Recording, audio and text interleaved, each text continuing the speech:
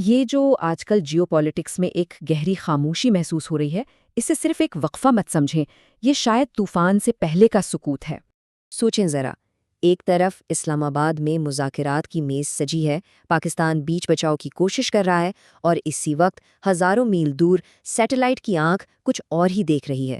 ایسی تصاویر سامنے آ رہی ہیں جو ایک بالکل مختلف اور سچ کہیں تو ایک بہت خوفناک کہانی سنا رہی ہیں۔ ایران اپنے زیر زمین میزائل آڑوں کو تیزی سے کلیئر کر رہا ہے۔ واشنگٹن تو اسے اپنی میکسیمم پریشر پالیسی کی جیت کہہ رہا ہے، لیکن چین اس میں ایک الگ ہی اشارہ دیکھ رہا ہے، ایک ایسا پیٹرن، ایک ایسا راستہ جو کسی ڈیل پر ختم نہیں ہوتا، بلکہ اس کا اختتام پرل ہاربر جیسے واقعے پر ہوتا ہے۔ تو آخر اس ساری پیچیدہ صورتحال کو سمجھا کیسے جائے، اس کے لیے ہمیں ایک خاص فریم ورک کو دیکھنا ہوگا، جیسے کہتے ہیں دا کارنرڈ اسٹیٹ پیٹرن، یعنی گھیرے میں آئی ریاست کا نمونہ۔ یہ نظریہ کہتا کیا ہے؟ دیکھیں، جب آپ کسی کمزور ملک پر ہر طرف سے شدید ترین دباؤ ڈالتے ہیں تو وہ اپنی بقا کے لیے ایک حساب کتاب کرتا ہے، اور اس حساب کتاب کی بنیاد پر اس کے سامنے صرف دو ہی راستے بچتے ہیں۔ یہ دو راستے کون سے ہیں؟ پہلا ہے لیبیا کا راستہ، جیسا کہ 2003 میں ہوا تھا۔ قذافی نے حساب لگایا کہ بھائی ہتھیار ڈال دینا مزاحمت کرنے سے سستا پڑے گا۔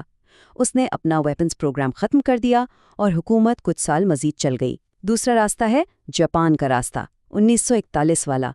جاپان نے دیکھا کہ تیل پر مکمل پابندی لگ گئی ہے، انتظار کرنے کا مطلب ہے یقینی شکست، تو انہوں نے فیصلہ کیا کہ جب تک ہم میں کچھ دم باقی ہے حملہ کر دو۔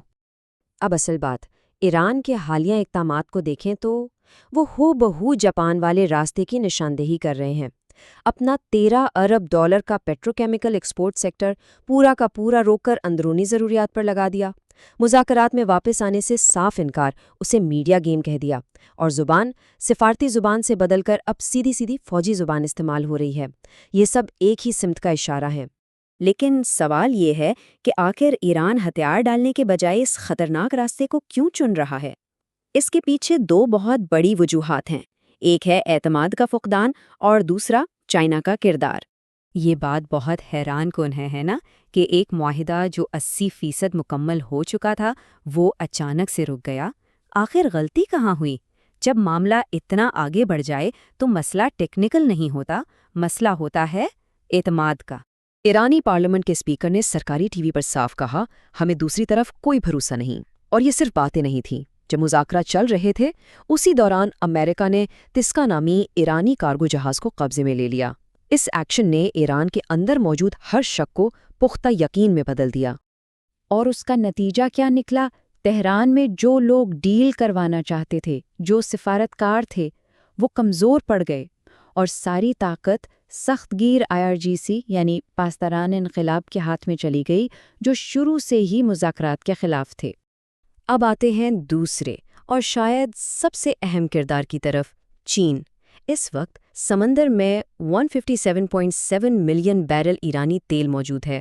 یہ صرف ایک نمبر نہیں ہے، یہ ایران کی وہ معاشی لائف لائن ہے جسے چین میں مضبوطی سے تھام رکھا ہے۔ یہ لائف لائن کتنی اہم ہے، آپ اس چارٹ سے اندازہ لگائیں۔ ایران جتنا بھی تیل سمندر کے ذریعے بیچ رہا ہے، اس کا تقریباً 97.6% صرف اور صرف چین خرید رہا ہے۔ چین ایران کے لیے معاشی آکسیجن کی طرح ہے، جس کے بغیر اس کا گزارا ممکن نہیں۔ اور چین نے یہ سب اچانک نہیں کیا، اس نے باقاعدہ منصوبہ بندی کی ہے۔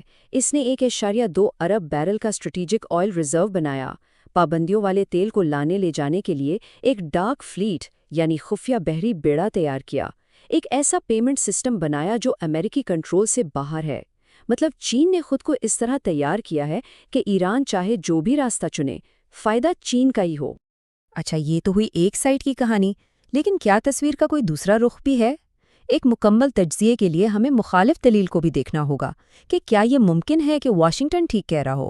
اس نظریے کے حامی کہتے ہیں کہ دیکھیں، ایران 1941 کا جاپان نہیں ہے، وہاں آج بھی ایک سفارتی دھڑا موجود ہے جو بات چیت چاہتا ہے۔ دوسری بات، مذاکرات سے جو انکار ہوا وہ تشکا جہاز پر قبضے کا ایک فوری رد عمل تھا، کوئی حتمی فیصلہ نہیں۔ اور سب سے بڑی بات یہ کہ ایران اسلام آباد میں ڈیل کے 80% قریب تو پہنچ ہی گیا تھا، جس کا مطلب ہے کہ بات چیت کا دروازہ شاید ابھی پوری طرح بند نہیں ہوا۔ تو اب ہم اس تجزیے کے آخری حصے میں ہیں، جہاں ہم دیکھیں گے کہ اگلے 48 گھنٹوں میں ہمیں کن چیزوں پر نظر رکھنی ہے۔ وہ کون سے حتمی اشارے ہیں جو اصل صورتحال واضح کر دیں گے؟ 3 چیزیں ہیں، 3 واضح علامات جن پر نظر رکھنی ہے۔ پہلی، ایران کی پیٹروکیمیکل ایکسپورٹس، کیا وہ بند ہی رہتی ہیں؟ اگر ہاں تو یہ ایک بڑے اندرونی فیصلے کا اشارہ ہے۔ دوسری، اسلام آباد کا وفد، کیا منگل تک کوئی ایرانی ٹیم وہاں پہنچتی ہے؟ اگر نہیں تو اس کا مطلب ہے کہ IRGC اندرونی جنگ جیت چکا ہے۔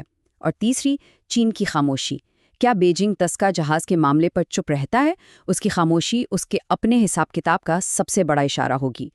تو آخر میں وہی سوال جس سے ہم نے شروع کیا تھا، یہ جو خاموشی چھائی ہوئی ہے، کیا یہ کسی ایسے ملک کی خاموشی ہے جو ایک معاہدے کے لیے تیار ہو رہا ہے، یا اس کی جس نے لڑنے کا فیصلہ پہلے ہی کر لیا ہے؟